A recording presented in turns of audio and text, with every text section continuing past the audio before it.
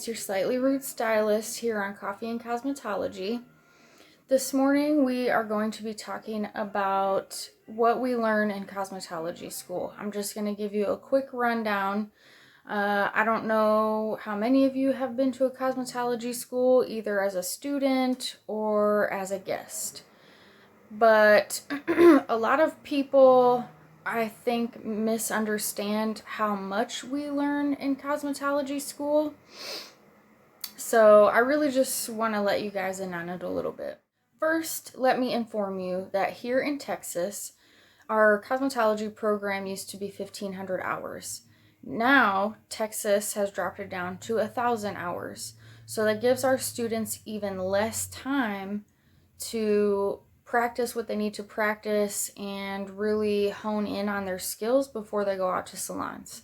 I also want to let you guys know that just because the prices are a third or half of a salon's price does not mean the school is fully booked all day, every day. So you really need to keep in mind, if you're going to go visit a cosmetology school, our students aren't going to be perfect, and our students are not going to have the skills that you, I guess, think they would. They're still very skilled, and it's like I've said in a previous video, as an instructor, we are out there on the floor with them while they're working, constantly supervising them.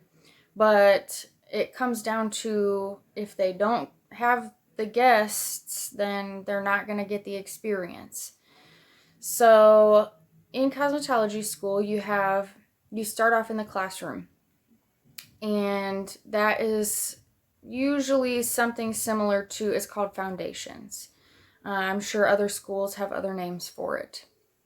So that's where they get most of their theory in, but it's just the basics. So in our foundations, for example, they learn hair coloring and hair cutting. That's the first 4 weeks. And then they go out onto the floor. Those are the essential skills they need to know to be out on the floor. They're not, after that, they're not out on the floor every day, all day. They will still go into intermediate classes 1 to 2 days a week. And that is where they will learn their basic manicuring, their basic pedicuring.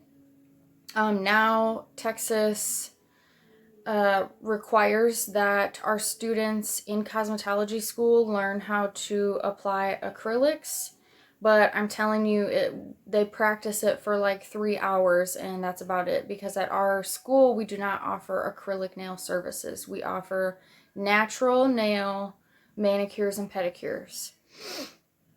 So I want to point out that they go through hair color for 2 weeks in foundations, and the next 2 weeks in foundations is hair cutting. They focus on female cuts, and they get a couple of days to learn male haircuts. And in the school, obviously, it's always a school. So whether they're in the classroom or on the floor, everything is a classroom. The students are constantly learning. They know the basics when they get out to the floor, but they have to learn hands-on. So I do apologize that I did not post yesterday like I was supposed to, but I'm kind of glad that I didn't. I'm kind of glad that I waited until today, because we had a situation last night. A guest came in. She's apparently been coming to our school for about 4 years to receive services. She gets, right now, she currently gets a stacked A-line. And she ended up leaving upset last night because I guess the student that had been working on her has graduated, so she got passed down to a new student, which happens like every 6 months. And she got upset because she ultimately wanted a student with more experience. So kind of like a senior student. First of all, that's not a thing. Like, obviously, there are students who have more experience. However, she doesn't know. She doesn't know how much experience with haircutting that student has, or any student has. Just because they've been in the program longer doesn't mean they have more experience cutting. Not necessarily. For all she knows, the student that was working on her hair last night, she could only get haircuts. So she could be one of the best cutters we have. But she just assumed that because she wasn't in her last month or last 2 months of the program, that she wasn't experienced enough to cut her hair. And y'all, that got me so heated.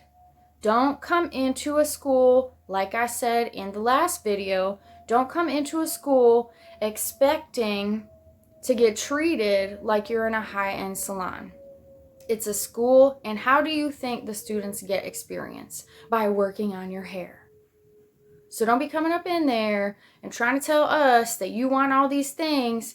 Look, if you want experience, go to a real salon. Don't be coming up in the school and telling us all these things that you want. Because I'm telling you, that's not a good idea. Just like you don't mess with people who serve your food, don't mess with people who be cutting your hair. That is not a good idea, and it's not cute. Anyways, I have to stop talking about it because now I'm getting heated again. I just wanted to let y'all know.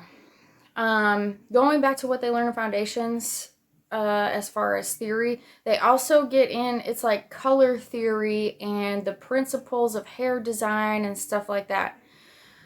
So, yes, they do get quite a bit of hands-on in foundations, but still not anything as if they're going to be like super pros at it when they get out onto the floor after 2 weeks of hair color and 2 weeks of hair cutting. So, just like we tell our students all the time, I'm going to tell y'all, the floor is still a classroom for these students. Their intermediate classes include anatomy and physiology, chemistry, electricity. I've said this before in one of my previous videos. I told you just a little while ago, basic manicuring, basic pedicuring. They learn, what else do they learn? There's so many things. It's like, styling and permanent texture services, so like perms, straighteners, keratin treatments, stuff like that. So please always keep in mind, if you are gonna go to a cosmetology school or you have been going to a cosmetology school, I'm gonna repeat what I said in the last video. Don't go in there with any expectations. Please just go in there to help the students. And please do not be ugly to the students. That guest last night was ugly to the student the whole time for no reason. Her haircut was beautiful. She just wasn't happy, and we weren't going to make her happy. And some people are just like that sometimes. But when you're in a school and these students are trying to learn, you are not helping them at all by being ugly. Now you're going to make them not want to do it because they feel like they're not good enough. Anyways. Please just be kind to everybody in school. They're still learning, and now in Texas, they're only in school for 7 months. It used to be a year, but now it's only 7 months.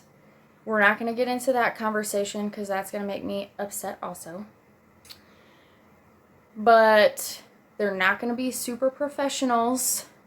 They'll be professional, but they're not going to be super professionals in terms of their skills. So always keep that in mind. Oh, also, another reason I really wanted to make this video and kind of let you guys in on, keeping in mind that the whole school is a big classroom. I saw another review. It wasn't for the school. I think it was for an actual salon. A man went in for a fade, and it was probably a skin fade. And his review said, Well, this girl couldn't even do a fade. Don't you guys learn that in Fade 101? Okay. There's no such thing as a Fade 101. Most of what we get in the school as far as guests is females, and they're coming in for most of the time just one length cuts or color or highlights.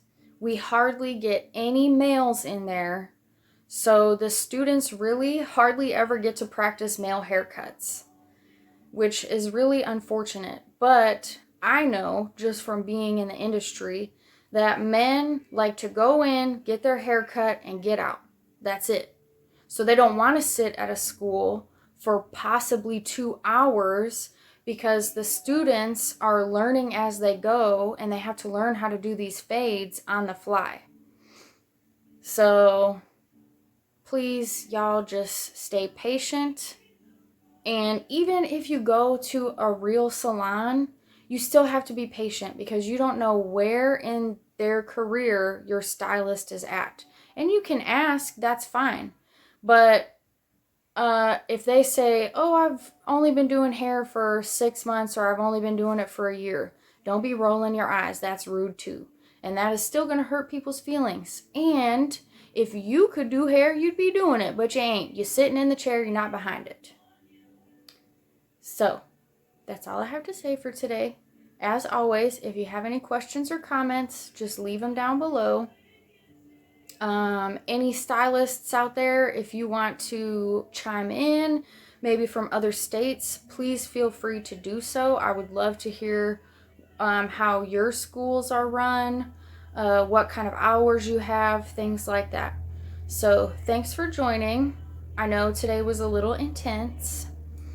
But like I said, I'm glad I waited until today. I will try not to do that anymore. I'll try to stay Mondays and Wednesdays like I told y'all in the first video. So I will see you on Monday. Y'all have a great weekend.